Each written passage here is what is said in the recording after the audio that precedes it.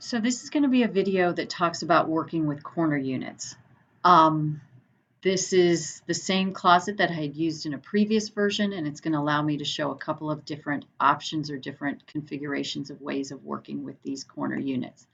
So I'm actually going to go ahead. This client wants a corner, wants lots and lots of shelving, and wants a corner unit in 1 to 2, and then also wants a corner unit in 3 to 4.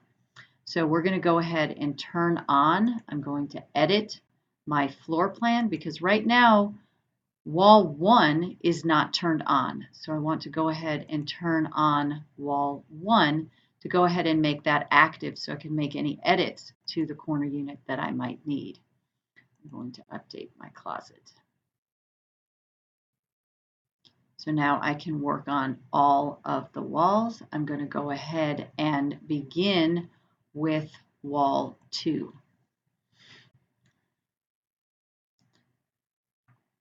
So this is an open wall. There's nothing on it, no constraints. I'm going to go ahead and add corner unit. This is going to be a left corner unit because you are placing it on the left side of the wall that you are looking at. I'm going to go ahead and add that corner unit in place. You can see on your overview that items have been placed on wall 2 and wall 2 and wall 1 as I want them. But now I can edit each wall individually.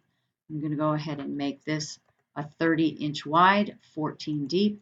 You can see I can change wall units from floor mount to wall mount units if I would like. I'm going to submit those changes.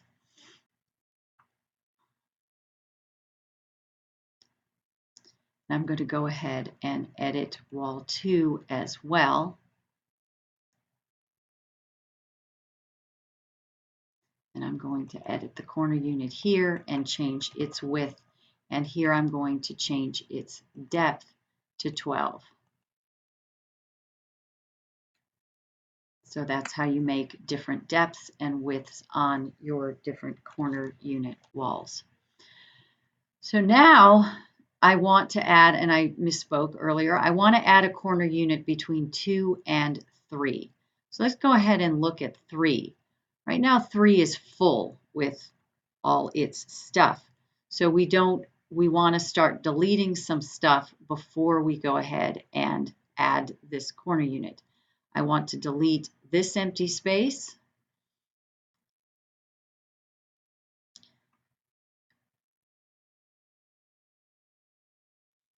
Now in doing so, notice this piece here. That was a vanity mirror. It does not move when the units do. The countertop does, but the vanity mirror does not. But for right now, I'm going to leave it be. I'm going to move it later. And then I'm going to want to delete this shoe unit because that's going to become part of the corner unit. Now here is a little bit of a frustrating part. There's no way to add a corner unit to the left of number 1 because there's no open space. So I'm going to pop back over to wall number 2. And this time I'm going to add a unit. I'm going to add corner. Now notice left corner is no longer available because there's already something stuck to the left corner of this wall. But right corner is available because the right corner of this wall is open. So I'm going to go ahead and add that. So we're creating a whole corner space, like a whole shoe U, if you will. I'm going to edit this. I'm going to make it 30 wide. Submit changes. Now let's go see what happened on the wall that had the double dresser on it. So when I added the corner unit, it pushed over the double drawer stack. So it recognized that it was going to need to move. So that is what it did. And this is where I can come in and edit my corner unit's width, and it will move everything over to the right.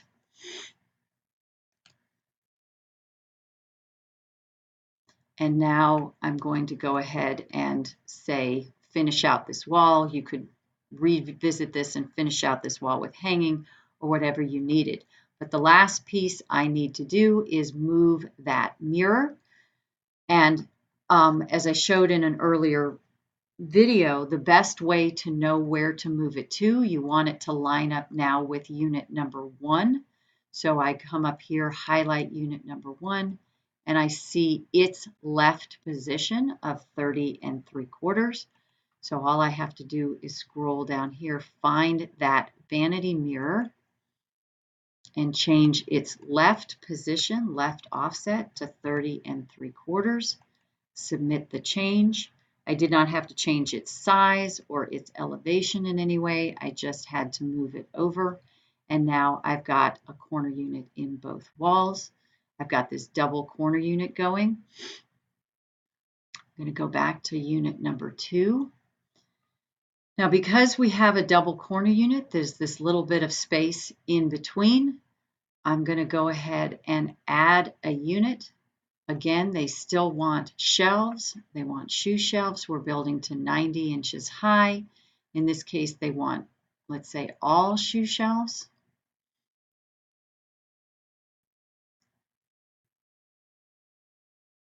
So this has added in this sort of shoe unit in this space. Now, when we do a double corner unit, we always double vertical. So this center unit needs to have its own left and its own right verticals, separate from those provided by the corner unit.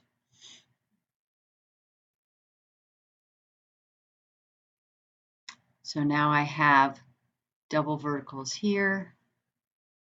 I need to edit this corner unit to provide a panel on its left, not just share. So everywhere we've got 2 verticals.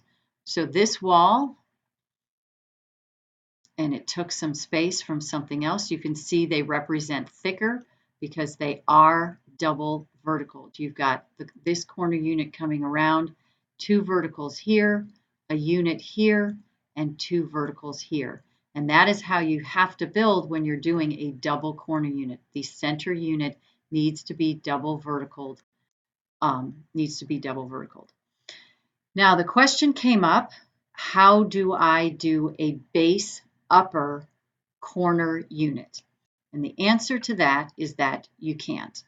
At this time, there is a wall mount, there is a floor mount, but there is no base upper corner.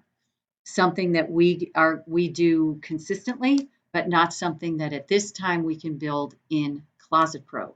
So the workaround for that kind of a corner unit is to actually go in, add a base cabinet. In this case, let's say we're just going to do a base 36 shelving unit. I'm going to, because I want to put it on the right side, I need to add empty space. And clearly this is not like the final design. I'm going to extend that empty space. Actually, I did not want to do that, but sorry, I'm going to delete that empty space. I'm going to size this base unit to be what I want that wing of the corner unit to be. So in this case, let's say I do want it to be 30 inches wide. And I'm going to save those changes so that I've already preset it at 30 inches wide or whatever I might want it to be. Now I'm going to add in the empty space. Now if this if I was building this, I would have perhaps put in my hanging units first or whatever the design might be. I'm going to extend that empty space. I'm going to move that empty space over one piece to the left. So now that base cabinet And I can go ahead here and add in the upper, add in the top if I'm looking to do a base top configuration. 30 inches wide, 14 inches deep. And then I can,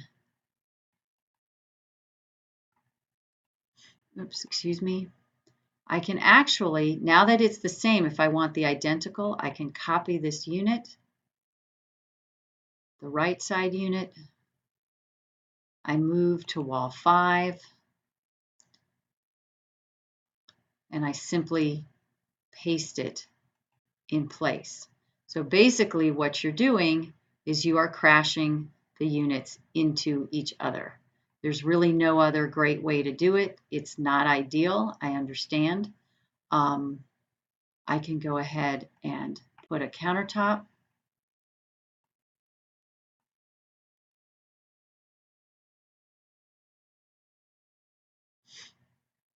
I can change this left vertical instead of being to single to open to give it a better feel of being an upper or being, a top.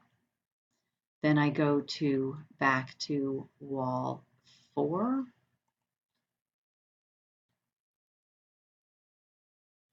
And I add the countertop.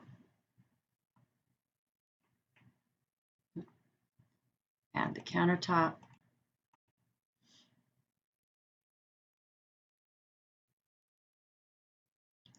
And perhaps in this case, I want to edit the unit and have the left vertical be a single. So you would work on how, what you wanted that to look like or what else was going on. I'm now going to view all walls in 3D just so we can get a sense of what that base upper looks like. I'm going to turn off wall 1, wall 2, and wall 3. Refresh the view. Now, as I have discovered, or for myself, the best way to kind of do this is to move way back, then use my D and S key or D and A keys to kind of rotate around.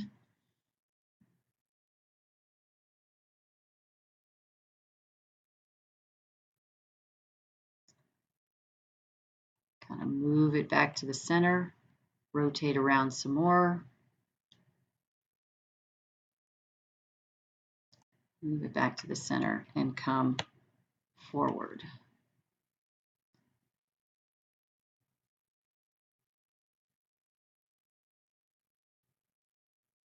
And what you're seeing is, because it's so small, there we go. So you are seeing sort of, but you can get the sense that this is a base corner unit. Your countertops help. This is the only way we can do a base upper for a countertop, or for a corner unit. So hopefully this has helped you sort of look at the different ways in which we can add corner units. As we look at this elevation, we added the just kind of open-ended corner unit first to 1, 2. We made some revisions and were able to add a right side corner unit on wall 2, which shoved over wall 3. And then we were able to add a unit in the middle that we double verticaled out in order to be able to do this double corner unit situation. And then we added a base upper corner unit over here, just as an example of how that can be done. Again, it's not really a corner unit, it is a base upper that crash into each other, and that is the best choice we have at this time. Thank you very much. Hopefully that helped explain a little bit about corner units.